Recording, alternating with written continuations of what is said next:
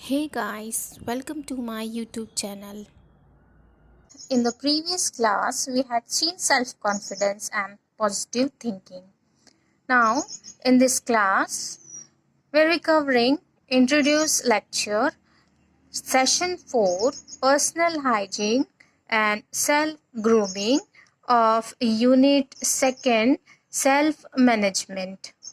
This session is given on page number A62 of Sumita Arora.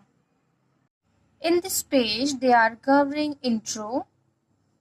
introduction, personal hygiene, habit to maintain personal hygiene.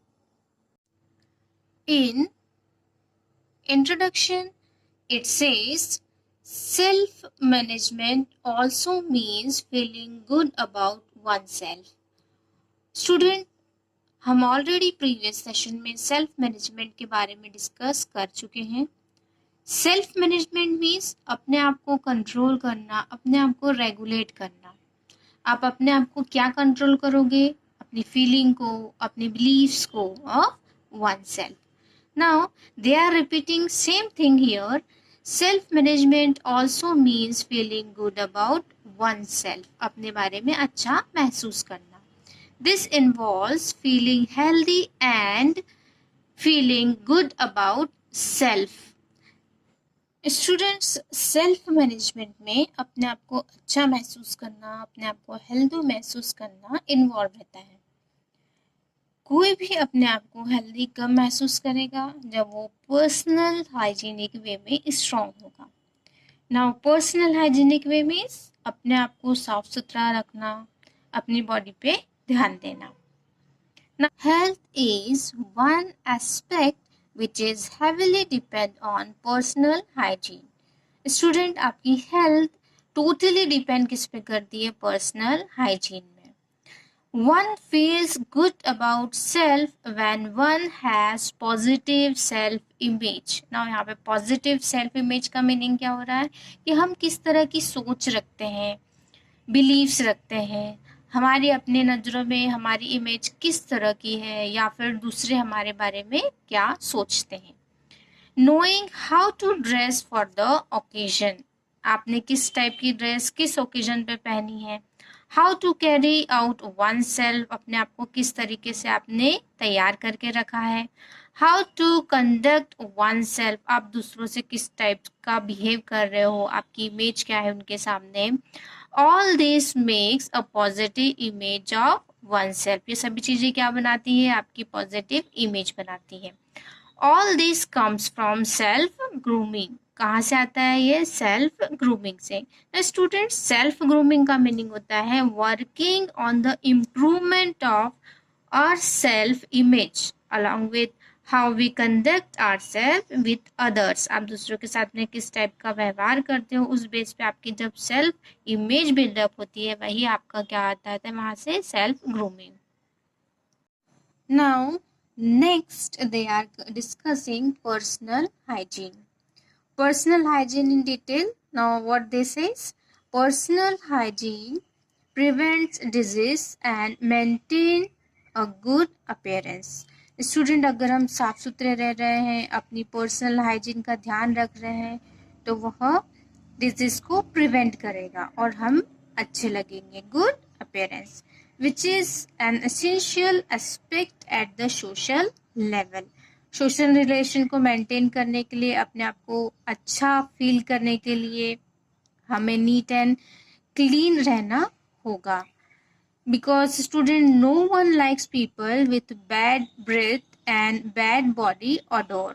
ऐसा कोई भी person नहीं होगा जो जिसके पास से बैड स्मेल आ रही होगी, उसके पास वो खड़ा रहेगा या फिर उससे बात करेगा. तो हमें अपने आप को हमेशा क्या रखना चाहिए? हमेशा पर्सनल हाइजीन रहना चाहिए, साफ सुथरे रहना चाहिए. नाउ पर्सनल हाइजीन में ये सारी चीज़ें आएगी. जब पर्सनल हाइजीन में आपका आएगा shaving of to be well groomed, bathing to sanitize our entire body, means अपनी बॉडी को अच्छे से साफ करना, washing our hands before handling food or after using the bathroom, brushing for oral hygiene and decoding to smell fresh throughout the day are some basic type of hygiene in everyday practices. Now students, so all these features comes under the personal hygiene. Now people who follow these practices are socially expected and desired, and one feel fresh, positive and energetic and confident. Student अगर इस type से जो लोग साफ सुथरे रहेंगे तो दूसरे लोग भी उनके पास आना पसंद करेंगे, उनके पास खड़े होना पसंद करेंगे. ये अगर आप पर्सनल हाइजीन फॉलो करते हो तो आपको खुद ही फ्रेश फील होगा, पॉजिटिव फीलिंग आती है और आपका कॉन्फिडेंस लेवल भी अपने आप इंक्रीज हो जाएगा और आप एनर्जेटिक फील करोगे by keeping ourselves personal hygienic. Now, habits to maintain personal hygiene. Now, which they are discussing? They are discussing 2 points, first and second on A62. To maintain personal hygiene, you should follow some basic habits to maintain personal hygiene. आपको personal hygiene को maintain करने के लिए कुछ basic habits है उनको follow करना चाहिए. First, take a bath regularly. First habit is take a bath regularly. Cleaning body and hair is vital for your health. Vital means most important या इम्पॉर्टेंट पार्ट. आपकी बॉडी को, आपके hair को clean करना आपकी health के लिए important part रखता है. In warm climates people sweat a lot. Means आपने देखा होगा कि गर्मी की सीजन आते ही स्वेटिंग होती है, स्वेटिंग से odour smells are coming. And in and dry areas की अगर हम बात करें तो लॉट ऑफ डस्ट होते हैं, lot of dust is there. उससे क्या होगा, उससे बैड स्मेल्स नेचुरली आएगी, odour is going, infections are going to be there. Now all these can lead to body odor infection and illness if not clean regularly. अगर हम clean अपने आप को रेगुलरली नहीं रखते तो उससे इन्फेक्शन होगा, इलनेस आएगी. Now second point, clean and trim nails. आपके नेल्स को हमेशा क्लीन रखना चाहिए और उसको ट्रिम करते रहना चाहिए. Finger and toe nails means दोनों, आपके फिंगर के नेल को या टू नेल्स को should be cut and trimmed at regular intervals in good shape without harming finger and toe. ऐसे कट करना चाहिए कि आपके फिंगर को कोई हार्म ना हो. If you do not do this, it may lead a infected nails beds and cause hangnails problem and athlete's foot. अगर आप सही प्रॉपर वे या प्रॉपर शेप में उनको कट नहीं करते हैं तो आपके नेल्स क्या हो जाएंगे, इन्फेक्टेड हो जाएंगे. Next habit is given on page A63. Use tissues while coughing and sneezing. Means student, जब आप स्नीजिंग करते हो मीन्स छींकते हो या खांसते हो तो आपको किसका यूज करना चाहिए, टिश्यूज का. It is important to use tissues or kerchief so as not to spread bacteria. Means अगर आप sneezing करते हो, छींकते हो, खांसते हो, उस वक्त अगर आप टिश्यू का यूज करते हो तो बैक्टीरिया को स्प्रेड होने से, फैलने से रोकता है. Student, I would like to say it is better to use tissue paper in place of handkerchief. Also, you should carefully wash your handkerchiefs. Means अगर आप हैंकरचिप्स का यूज कर रहे हो तो आपको उसको बार बार क्या करना पड़ेगा, वॉश करना पड़ेगा. तो इससे अच्छा है कि आप इसका यूज करो, टिश्यू का. और टिश्यू को जैसे यूज कर लेते तो उसको क्या कर देना चाहिए, डिस्पोज कर देना चाहिए. Next point is brush your teeth and floss at least twice daily. Ideally one should brush teeth after every meal. ऐसे तो हमें स्टूडेंट हर एक मील लेने के बाद में, खाना खाने के बाद ब्रश करना चाहिए. बट अगर ये पॉसिबल नहीं होता है, but if not possible after every meal, then at least brush twice a day. कम से कम आपको दिन में 2 बार ब्रश तो करना ही चाहिए. Floss once a day. Floss कितनी बार करना चाहिए, 1 बार. Also you should visit your dentist at least once a 6 month to keep your healthy perfect. ठीक है, आपको डेंटिस्ट के पास में कम से कम 6 month के ड्यूरेशन में जाते रहना चाहिए ताकि अगर आपके दांत में या टीथ में कुछ प्रॉब्लम है तो आप उस डेंटिस्ट से डिस्कस कर सकें. Now fifth point, wash your hand. Student, it is most important. One should wash hands after using bathroom and washrooms, after coughing and sneezing before eating meals, after handling garbage and similar activity means आप ये जितनी activity यहाँ पे given है, जो भी आप activity करते हो उसके बाद हर बार आपको क्या करना चाहिए, अपने हाथ को धोना चाहिए। मीन्स जब आप क्या कर रहे हो, स्नीजिंग कर रहे हो, छींक रहे हो, खांस रहे हो, या आप जब खाना खाने जा रहे हो तो उसके पहले भी आपको क्या करना चाहिए, हाथ धोना चाहिए। For place where washing is not possible, try to use alcohol based sanitiser. अगर आप जहाँ पे गए वहाँ पर आपका पॉसिबल नहीं है कि आप हाथ धो पाओ, तो आपको क्या करना चाहिए, सैनिटाइजर का यूज करना चाहिए। Now 6 point, maintain personal cleanness and wear cleaning innerwear daily. You should make sure to clean yourself carefully to maintain personal internal cleanness. हमेशा आपको इस टाइप से मेंटेन करना चाहिए अपने आप को, किसके लिए, ताकि इंटरनली आप क्या हो, हमेशा क्लीन रहो। Make sure to change innerwear daily, आपको हमेशा इनरवेयर को डेली चेंज करना चाहिए। Well washing your innerwear, make sure to add some disinfected in the rinsing water. जब आप इनरवेयर को धोते हो तो आपको कुछ डिसइंफेक्टेड को ऐड करना चाहिए ताकि वो क्लियरली या अच्छे से क्लीन हो जाए। 7. Now point number 7, sleep tight and right. You should sleep for at least 8 hours a day to relax your body after day's work. आपको कम से कम 8 घंटे सोना ही चाहिए।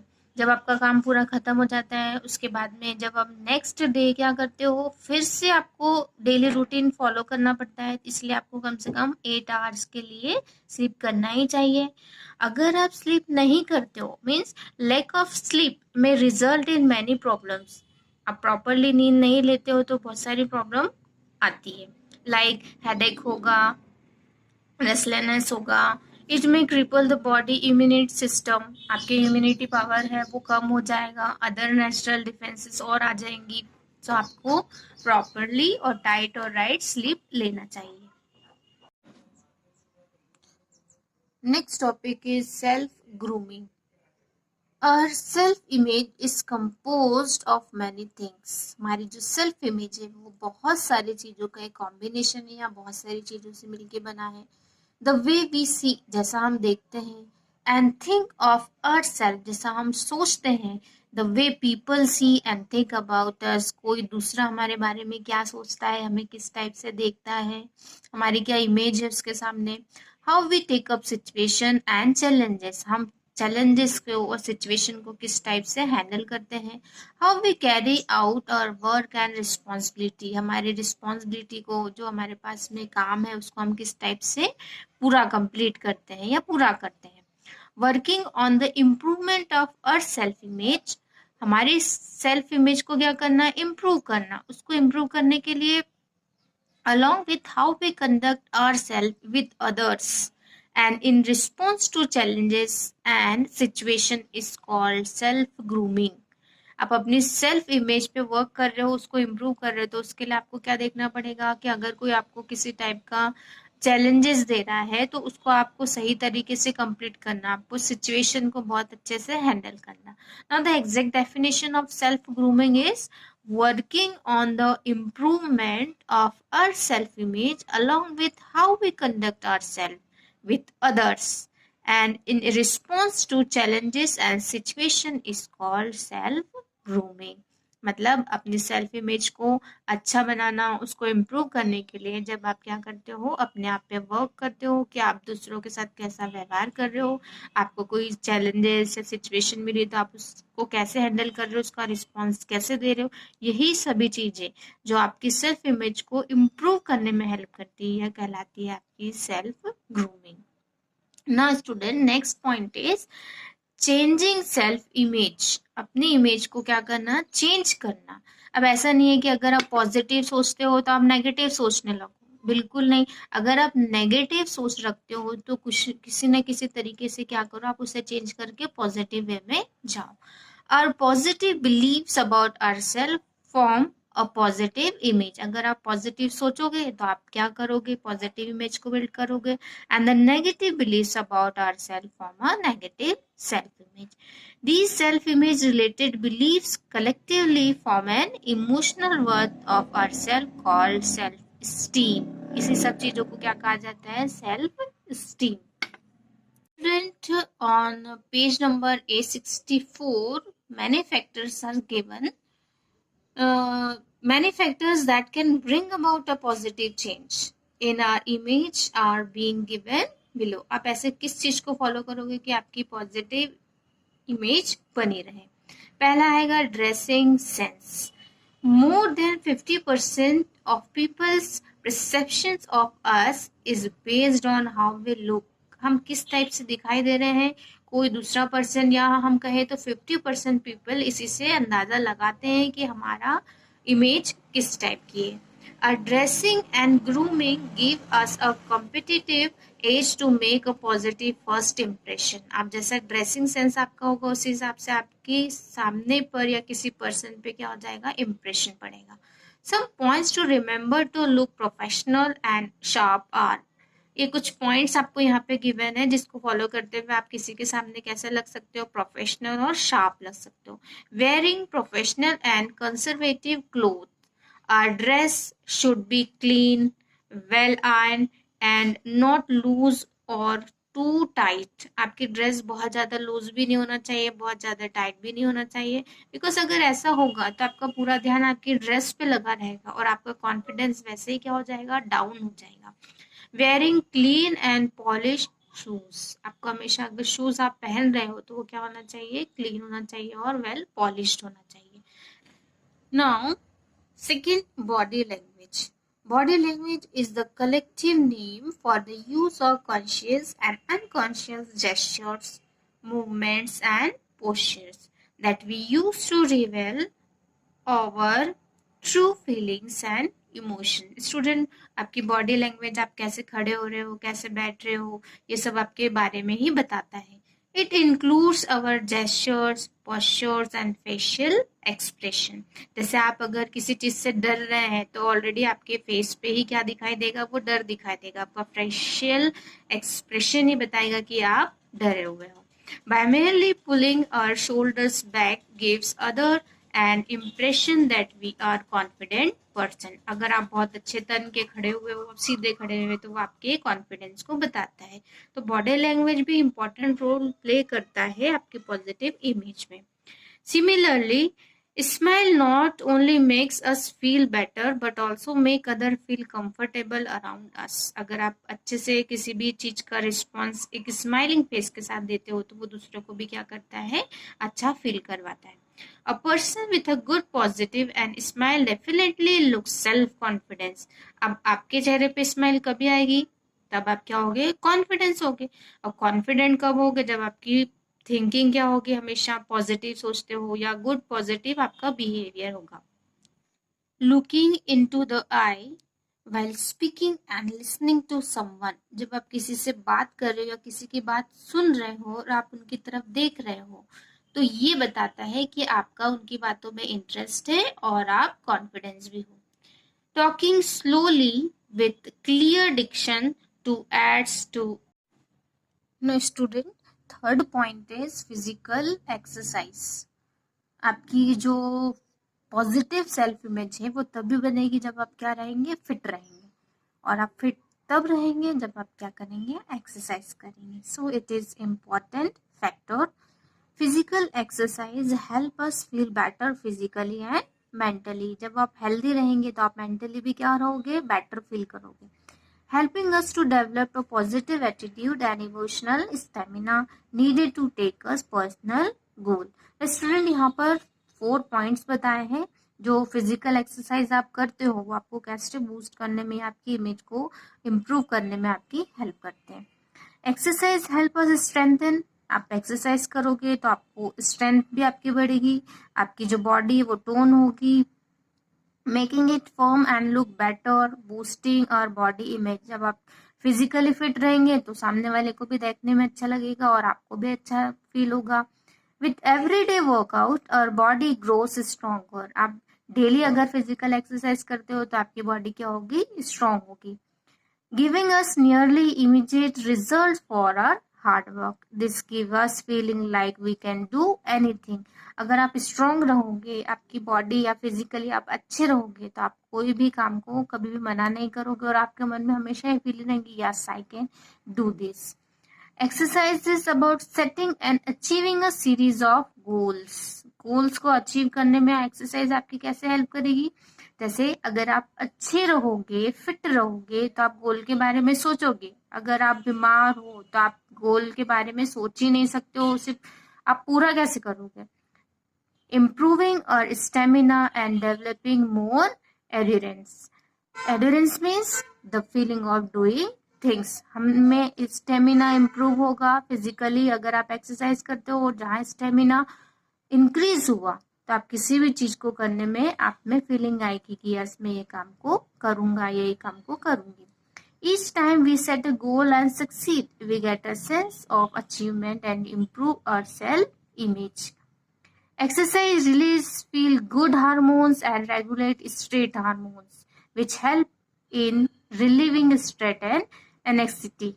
स्टूडेंट, ये बहुत ही अच्छा पॉइंट है कि एक्सरसाइज गुड हार्मोन्स को क्या करती है, रिलीज करने का काम करती है, और जो आपके स्ट्रेस हार्मोन्स हैं, स्ट्रेस हार्मोन्स को क्या करती है, रेगुलेट करती है, उसको दूर करती है. Now next is prepare yourself for everything.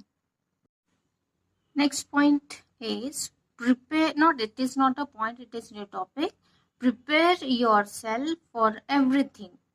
हर चीज के लिए अपने आप को क्या करना, प्रिपेयर करना. फेलियर, सेटबैक्स और disappointments are part of everyone's life journey, either on the professional front or on the professional front or both. We can never predict what type of challenges and situation we may face in future.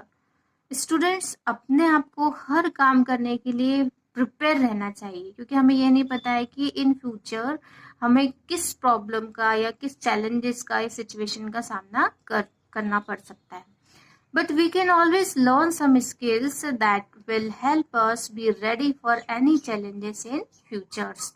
Some such skills are, ऐसे हमारे पास में कुछ skills का हम use कर सकते हैं जिसके थ्रू अगर इन फ्यूचर हमें कोई चैलेंजेस आता है तो हम उसको फेस करने के लिए भी रेडी रहेंगे. सबसे पहली स्किल है embarrass gracefully. If we prepare ourselves mentally for problems that we may face in future, or fears are tamed. Professionally, we can do planning on projects and planning for risk and their mitigation. Personally, we can work on our mental and emotional strength. Remember, a calm person is a strong person, and a strong person is never afraid of challenge.